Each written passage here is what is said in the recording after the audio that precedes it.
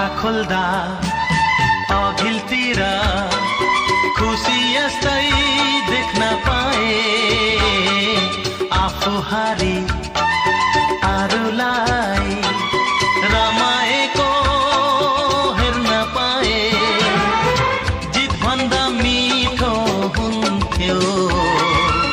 सन्तोषले मर्न पाए लुटाउँथे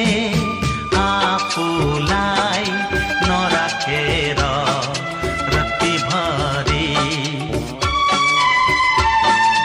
यस्तै म